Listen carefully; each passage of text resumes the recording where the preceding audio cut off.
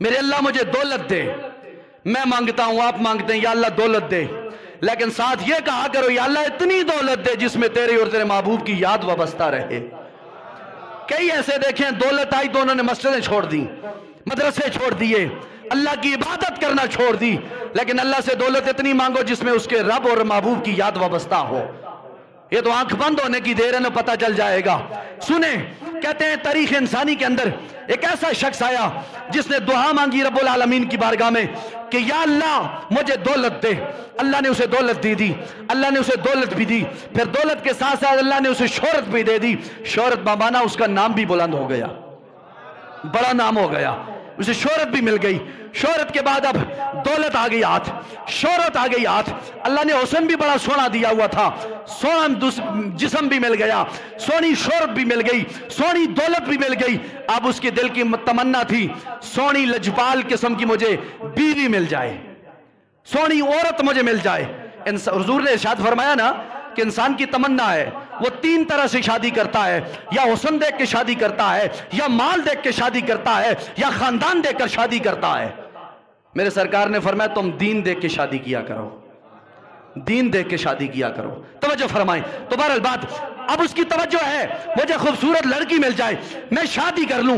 اللہ نے وہ بھی اس کی جناب اعلیٰ خواہش کو پورا فرما دیا، حسن بھی مل گیا، شان بھی مل گئی، وقار بھی مل گیا، بیوی بھی مل گئی، کھانا پینا بھی مل گیا۔ اب رب کی طرف سے امتحان آ گیا، رب کی طرف سے امتحان آ گیا۔ دوپہر کا وقت ہے، میاں بیوی بیٹھے ہیں، اولاد نہیں ہے، چند دن گزرے ہیں شادی کے، توجہ، چند دن گزرے ہیں شادی کے، دونوں میاں بیوی اپنی پیار اور محبت میں کھانا کھا رہے ہیں۔ کھانا کھاتے کھاتے در منطق الباب، دروازے پہ دستک ہوئی، اندر سے بولنے لگا شوہر منطق الباب، اور دروازے پہ کون ہے؟ دروازہ کس نے کھٹکھٹایا؟ کہنے لگا انا عابر فی سبیل، اور میں مسافر ہوں، میں یتیم ہوں، میں مسکین ہوں، جیسے ان کی بولیاں ہوتی ہیں بیکاریوں کی۔ کہنے لگا میں بھوکا ہوں، مجھے کھانے کی ضرورت ہے۔ بیوی نے یہ جملہ سنا، شوہر نے یہ جملہ سنا، شوہر نے اپنے جناب والا ماتھے پر غرور تکبر کی لالچ لیے ہوئے کہنے لگا چھوڑ دو با یار، مانگنے والے مانگتے رہتے ہیں۔ بیوی بڑی نیک تھی، نیک صورت بھی تھی، نیک سیرت بھی تھی۔ سرکار نے فرمایا نیک بیوی اللہ دنیا پر جس بندے کو دے دے وہ دنیا پر اس کی جنت ہوتی ہے، نیک بیوی دنیا پر جنت ہوتی ہے۔ بیوی نے کہا علی جا بات یہ ہے اللہ کے نام پہ مانگ رہا ہے، دے دو کوئی بات نہیں ہے۔ کہنے لگا نہیں نہیں شادی ہوئی تھی ماننی پڑی تھی بات۔ کہنے لگا ٹھیک ہے اگر تم کہتی ہو تو جا کے اسے دے آؤ۔ اب ادھر توجہ، اس شخص نے شوہر کے کہنے پر بیوی نے وہ لقمہ روٹی جتنی بھی تھی اٹھائی، فقیر کو حاضر دے کر کہا یہ لو اللہ کے نام پر۔ چلا گیا فقیر، کچھ دن گزرا، اللہ نے امتحان میں جکڑ لیا۔ اللہ کی ازمائش ان بطش ربک لشدید انہو علیم بذات الصدور، انہو علیم بذات الصدور۔ رب العالمین نے امتحان میں اب اس کو دینا شروع کر دیا۔ اب بیوی کہتی ہے ایک وقت ایسا آ گیا پھر ہمارا کاروبار آہستہ آہستہ ہلکا ہو گیا، ہمارے گھر بار کا سارا نظام ہلکا ہو گیا، ہم پریشان رہنے لگے، لڑائیاں جھگڑے شروع ہو گئے، فتنے فساد شروع ہو گئے۔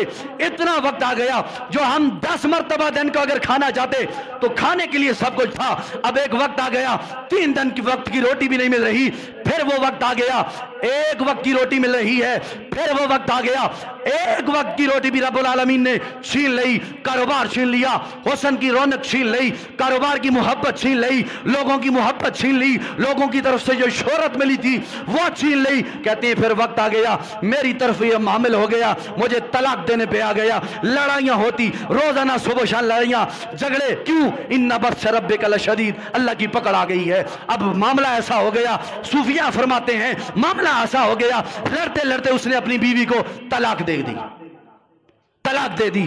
شوہر ہاتھ سے اپنی بیوی کو گنوا بیٹھا، حسن کی نورانیت گنوا بیٹھا، مال گنوا بیٹھا، عزت گنوا بیٹھا، کوئی پوچھتا ہی نہیں ہے، دولت گنوا بیٹھا۔ کیوں؟ اللہ ناراض کر بیٹھا، مالک ناراض کر بیٹھا۔ ایک رب کے ناراضگی سے दौलत चली गई, बीवी चली गई, शोहरत चली गई, औरत चली गई अपने माँ बाप के घर। फिर मुकद्दर ने आवाज दी, फिर उसका निकाह किसी और शख्स के साथ हो गया। वही हुस्न जमाल लेकर फिर दूसरे शोहर के दरबार में हाजिर हुई। खाने का वक्त है, वही वक्त है दोपहर का। अपने नेक खामन के साथ इसी तरह खाना खा रही थी। दरवाजे पे दस्तक हुई, मन दक्कल बाप, कौन है? शोहर ने कहा, उसने कहा मैं फकीर हूं। बीवी कहने लगी, अगर हुक्म हो, अल्लाह के नाम पे मांग रहा है, देना दूं?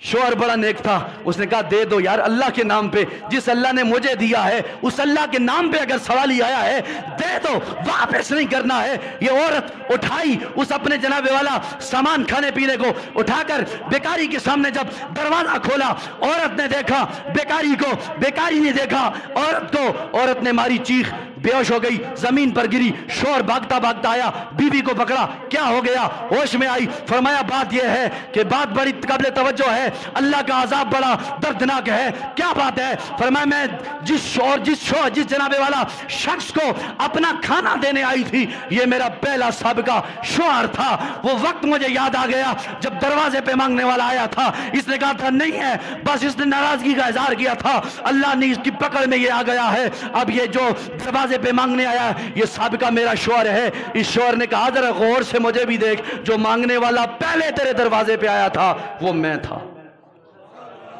अल्लाह ने रंग बदल दिया, अल्लाह ने जमाना बदल दिया, जमाने से मुराद वक्त बदल दिया। अल्लाह ने जो बेकारी था उसे बादशाह बना दिया, जो बादशाह था उसे बेकारी बना दिया। क्यों? वो अलीम बेज़ात सुदूर है, वो इन अलीम बेज़ात सुदूर है, वो सीने की बातें भी छुपने वाली है। वो अगर दे तो ले भी सकता है, वो अगर दे आजमा भी सकता है, वो अगर देता है तो इम्तिहान भी आएगा, और इम्तिहान ऐसा आएगा, रब फरमाता इन्ना बत्शा रब्बिका लशदीद, मेरी पकड़ बड़ी सख्त है, मेरी पकड़ बड़ी सख्त है। तो इसलिए हज़रात वक़ार, अल्लाह ने बताया जमाने वालों को, जिसे चाहे बादशाह कर दे, जिसे चाहे गदा कर दे, ये उसकी रहमत के फैसले हैं। वह तो हिज़्ज़ु मन तशा वह तो ज़िल्लु मन तशा बेयादी कल खैर। रब कहता है इज्जत, जिल्लत, शोहरत, अकीदत, मोहब्बत, चाहत, उल्फत, नगीबत, मास, प्यार, उल्फत, सब मेरे कब्ज़ो इख्तियार में है। जिसे मैं चाहूं उसे कौन छीन सकता है, जिसे मैं दूं उसे कौन ले सकता है। इसलिए रिजल्ट ये निकला कि अल्लाह की नाफरमानी नहीं करनी चाहिए। किसी अमल में भी अल्लाह की नाफरमानी आप मत करें। अल्लाह अगर एक बार नाराज हो गया ना तो फिर सदियां लगेंगी।